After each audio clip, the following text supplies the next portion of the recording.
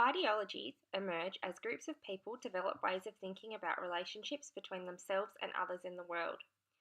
A given set of ideas, an ideology, then helps them manage the world, and thus becomes equipment for living.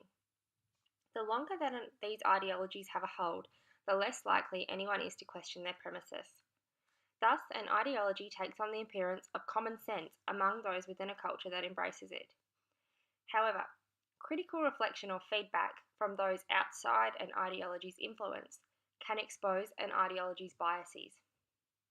This concept, discussed by Duncan and Smith in Chapter 11 of the 2009 text, The Power of Comics, History, Form and Culture, is one that is relevant to all literature, and particularly relevant to the work that is done by dystopian literature, and specifically those whose explicit desire it is to disclose and critique the influence of popular culture and mainstream media on the population's social functioning and ideology formation. The two dystopian science fiction authors discussed in the current presentation can be considered to be those outside the influence of Western mainstream ideologies, offering society critical reflection and feedback to expose Western society's ideological biases. The genre of science fiction became prominent as a response to 19th century technological advancements, cementing machines as a staple in everyday Western life. Then, within this genre, as 20th century European fascism started to threaten Western Enlightenment, the subgenre of dystopian science fiction emerged as a form of critique or rebellion against certain utopian thinking.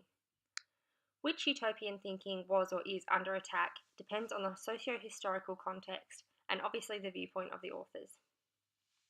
Many examples of the genre can be seen today offering critiques of various social conditions. Essentially, dystopian texts utilise a satirical dimension to warn society against certain real-world conditions or human tendencies.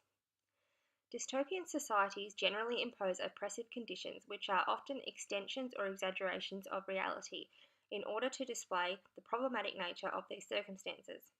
This is the enlightened, illuminating the ideological biases for the blinded masses. One message that is as of high concern to dystopian authors today as it was 70 years ago, and is the explicit embodiment of Randi and Smith's argument, is the dystopian condition of mainstream popular media's boundless influence and control over social functioning. Essentially, the concept that popular culture works as an ideological brainwashing mechanism, repressing individual thought. Despite writing in different times and critiquing different social conditions, both Ray Bradbury and Kelly Sue DeConnick have produced texts with the same dystopian concern for popular culture and the media's ability to administer widespread and deeply influential propagandistic ideals which serve the interest of the powerful, repressing the population's capacity for individual thought and thus the ability to acknowledge the influence and control they are under. Fahrenheit 451, written by Ray Bradbury in 1953, conveys a world in which the authoritarian government controls society, suppressing free thought by outlawing literature and inundating citizens with popular media and consumer culture to occupy and subdue them, distracting them from wars being waged all around their home. The protagonist, a fireman employed to identify rebels and burn their books, experiences an enlightening journey throughout the text, eventually realising the reality of his world and liberating himself from their oppressive narratives. I will note that the text can be read in various ways. Conservatives such as Daphne Patai read Fahrenheit 451 as a warning against political correctness, suggesting that Bradbury advocates for freedom of speech in the face of rising concerns for social justice, and indeed Bradbury's later political stances would support this interpretation, as does his claim that his text is about fears of censorship. In this simplistic explanation of the text, books appear to represent freedom of speech, and the barrage of populist media represents the government's apparent brainwashing of the population to strive for political correctness.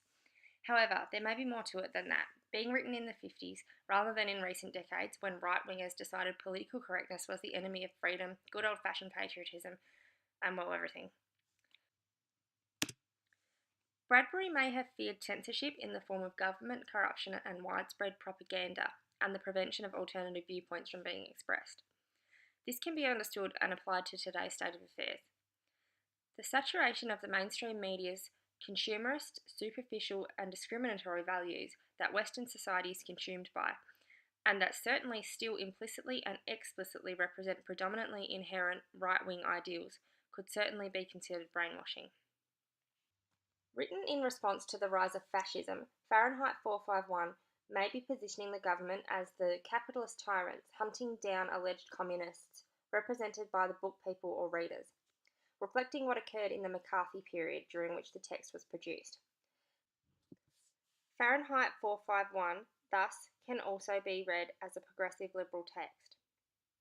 Interpreting the plot device in this way serves as a warning against the media's control over society's thoughts, urging society to educate themselves and reject the narratives forced onto us by those whose vested interest is served by these discourses.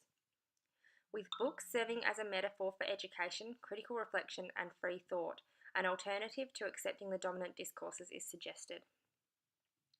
What is essentially portrayed is the need to question the influence that the media and these narratives have on our values, beliefs, and identities as individuals and society as a whole, and to think about how these discourses affect those who do not fit the moulds or with the norms, the minorities, those who belong to groups that are not represented. And that certainly is a lot of us. Supporting this interpretation is Ella and Topence's summary of the philosophical lesson of the storyline. The philosophical position reached at the end when Montag is living among a group of nomadic book people is best described as a determination to admit the necessity of constant revelation to ourselves without any reservation, to stop telling ourselves tales in the old way. We must see through the human tendency to make ideals fixed and eternal. And, according to them, Montag's victory should largely be understood as a victory over the fool in himself. Montag is awakened to the world outside of his ego's identification of its social role. With this interpretation of Fahrenheit 451, one thing remains important to discuss. Even though Bradbury certainly felt strongly about oppressive regimes and the social control of the population, he was still evidently a product of his time, with his obvious blind spots regarding one particular population group. Being a middle-class white male in a patriarchal Western society, of course Bradbury's concerns and sympathies only stretched so far. His writing, like many past authors, had blind spots regarding the female gender. This is evidenced by Bradbury's callous disregard for the significance of the death of a female character who was burnt to death in a fire with her books, rather focusing on the tragedy of the stories of the male authors being destroyed and lost. In this quote, "It's not just the woman that died," said Montag. "Last night I thought about all the kerosene I have used in the past 10 years, and I thought about books, and for the first time I realised that a man was behind each of the books. A man had to think them up. A man had to take a long time to put them down on paper. And I'd never even thought that thought before. He got out of bed. It took some man a lifetime maybe to put some of his thoughts down, looking around at the world. And then I come along in 2 minutes and boom, it's all over." Kelly Sue DeConnick's 2015 Bitch Planet is an example of a text that has revived the dystopian genre, commenting on how popular culture brainwashes women to accept and conform to the patriarchy and men to perpetuate it. It is a satirical and contemporary comic-style text. Bitch Planet tells the story of a futuristic dystopian society in which the current real-world patriarchy seems to have combined with Victorian period patriarchy and futuristic technologies to create a full-fledged, paternalistic, male-dominated, male-controlled fundamentalist society. Women who refuse or fail to comply with the laws, norms, and values of the men, referred to as the fathers, are labelled non-compliant and imprisoned on Bitch Planet, where they are contained and can be re-educated and theoretically rehabilitated to comply. Earth comprises powerful men who rule. Women exist to serve and work for men, to rear children, and must comply with the values of their fathers. This involves adhering to standards of aesthetics and maintaining agreeableness, passivity, and a nurturing nature. These messages are indoctrinated via a 24-hour newsfeed, viewable in all places on Earth, and promote consumerism in the form of advertising products to women to maintain their compliance with standards. The comic-style text also contains various satirical advertisements throughout, portraying subversive messages towards the patriarchal beauty industry, society's gender roles and norms, and women's rights.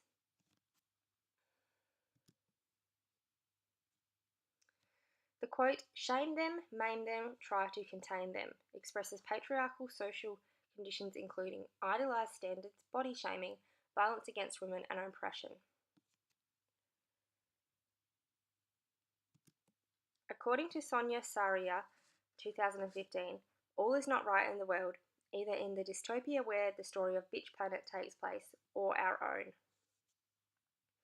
Essentially, the dystopian conditions portrayed in Bitch Planet are merely an extension and slight over-exaggeration of the current real-world conditions in Western society.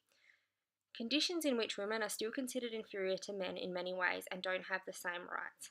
A world in which a woman's inherent value as a human being is based on her appearance, and where women are told from birth that they must look and act a certain way in order to be desirable, and that, of course, being desirable to men is their sole purpose for existence. The mass media and popular culture creates and perpetuates this discourse, and the population consumes it blindly. Bitch Planet illuminates these real-world conditions by exaggeration and challenges them with satire. It revises the sexist conventions of the comic book genre, presenting realistic and diverse women, rather than the sexualized, idealized versions we usually see. In summary, both Bradbury and DeConnick can be considered to be those outside the influence of mainstream ideologies, and have produced texts that aim to encourage critical reflection of these narratives amongst readers.